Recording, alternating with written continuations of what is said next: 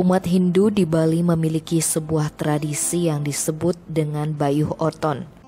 Menurut ide Pandita Empu Putra Yoga Paramadaksa dari Griya Agung Batur Sari Mengui, Bayuh berarti bayah atau bayar. Setiap orang membawa karma wesananya masing-masing sesuai dengan hari kelahirannya. Orang tua wajib membayarkan utang anaknya dengan upacara pebayuhan. Selain dilakukan pengelukatan terhadap orang yang dibayuh, upacara ini juga dilengkapi dengan banten penebusan dan sarwa sesayut sesuai dengan wewaran masing-masing. Pengelukatan dilakukan sebagai sarana pembersihan badan dari sarwa wiguna dan sarwa papepetaka, sedangkan jiwanya dibersihkan dengan perilaku yang baik dan kasih sayang. Ide Pandita Paramedaksa menambahkan, upacara pebayuhan dilakukan ketika anak sudah mengerti arti kehidupan dan mengerti wejangan-wejangan yang akan diberikan. Setelah upacara pebayuhan, anak diharapkan menjadi kertas putih yang masih suci. Diperlukan peran penting orang tua untuk mengajarkan dan membimbing sehingga anak dibentuk memiliki karakter yang baik. Hal yang paling penting bukan seberapa besar banten yang digunakan dalam pebayuhan, tetapi tindak lanjut pasca mebayuh dalam menjalani kehidupan. Kenapa orang mesti dibayuh?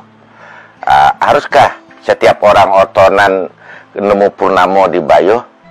Kalau setiap orang otonan nemu purnamo tidak harus dibayuh, tapi haruskah orang itu dibayuh? Harus, ya. Bayuh yang gini sama artinya dengan bayah. Bayuh, bayah, ya. Kenapa kita harus membayar? Karena semua orang membawa karma wasana. Semua orang yang lahir ke dunia ini membawa karma masa lalu sesuai dengan kelahirannya dia, wewarannya. Ekawara, Dwiwara, Triwara, Caturwara, Pancawara, Sadwara, Saptawara, Astawara, Sangawara. Nah itu semua membawa karma wasana untuk itu. Nah untuk itu kita lakukan kegiatan, kita lakukan utang orang tua lah yang wajib untuk membayar utang anaknya. Ya, jadi dibayuh kayak Judiantara tadi, karena dia lahir pada saat Warespati Wagi, tadi sesuai dengan wewarannya.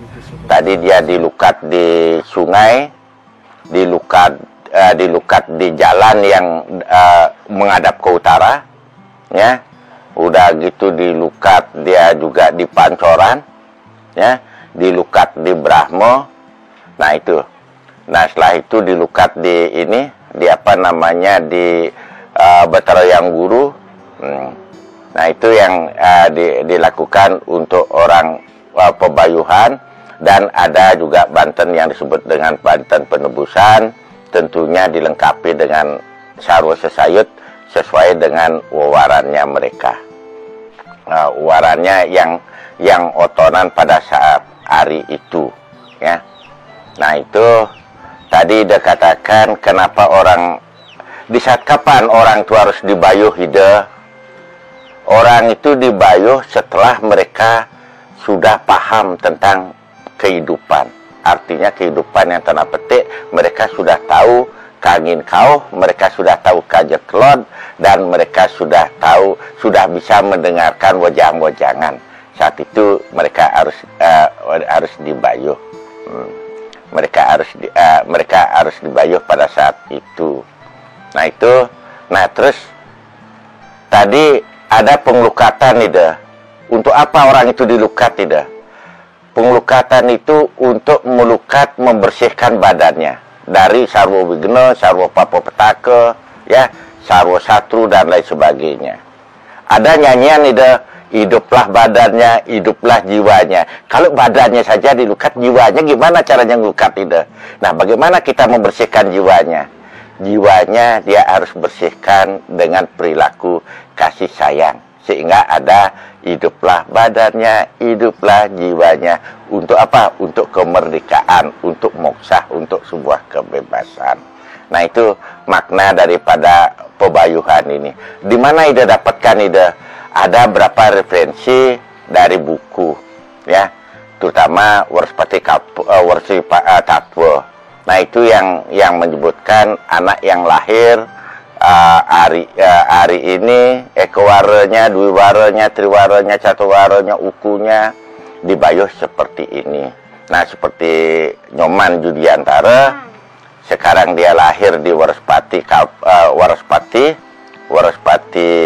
Wagi, ya. Dia gininya Warspati, dia dewanya Siwa, ya, Siwa Rudra. Jadi makanya dia klokau dia, makanya bajunya dia oranye seperti ini, ya. Bajunya dia oranye seperti ini. Jadi mudahan dengan baju dia oranye ini dia cepat melakukan suatu pembersihan diri, sebuah kebebasan. Kenapa Ida di saat dia sudah tahu, ya, bisa mendengar, bisa mengerti, pada saat itu dia dibayuh? Karena kalau mebayuh ini kita tadi sudah inikan dengan bayar, jadi artinya mebayuh itu kita bayar utang-utangnya dia. Ya, sama seperti kita yang sudah tua ini, kita memiliki utang di BPR atau di RPD gitu umpamanya. Sekarang kita bayar utangnya.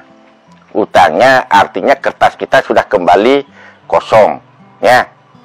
Nah, setelah ini jadi peranan daripada orang tua itu sangat penting.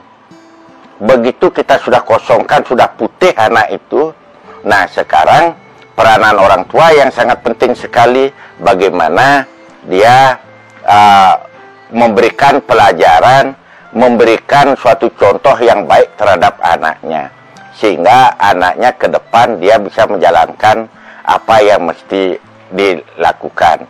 Sehingga sekarang kertas yang putih itu tidak akan apa yang akan dilukis di sana, itulah yang akan terjadi, ya.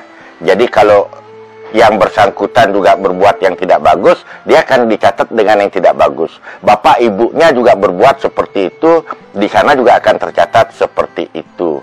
Nah, itu yang penting pasca mebayuh ini, bukan masalah bantannya besar atau kecil, gitu. Nah, tapi tadi pebayuhan yang tadi kita lakukan dari ekowara sampai dengan sangowara, termasuk prenitinya, ya. Itu kita sudah lakukan dan melakukan sebuah penebusan untuk membayar itu sama seperti kita mengambil jaminan di sebuah ini analognya, kita harus tebus itu. Nah, itu sudah kita lakukan. Pelaksanaan mebayuh oton bermaksud untuk pengeruatan demi menyelamatkan manusia akibat keburukan, hari lahir, dan karma yang buruk. Karena masih melekat pada diri manusia serta mengurangi pengaruh satripu atau sifat-sifat keraksasaan yang dibawa sejak lahir. Umat Hindu meyakini bahwa karakter anak bisa dibawa sejak dari lahir. Apabila anak memiliki utang atau kapiutangan saat ia lahir, maka akan berdampak pada karakternya kelak ketika ia sudah dewasa. Mereka percaya karakter anak setelah dibayuh berangsur menjadi lebih baik. Akan tetapi, ide Pandita Paramedaksa menegaskan, banten yang digunakan dalam upacara pebayuhan hanya sebagai sarana dan tidak akan menyelesaikan masalah yang dimiliki anak tersebut. Masalah dapat diatasi dari cara anak tersebut menjalani kehidupan dengan berperilaku yang baik dan pageh menjalankan trikaya parisuda. Apakah dengan mebayuh itu masalahnya selesai? Tidak, ya. Dengan mebayuh itu tidak selesai masalahnya dia. Dan jadi artinya dia mebayuh ini dengan banten yang ada sekarang itu, banten ini hanya sebuah sarana.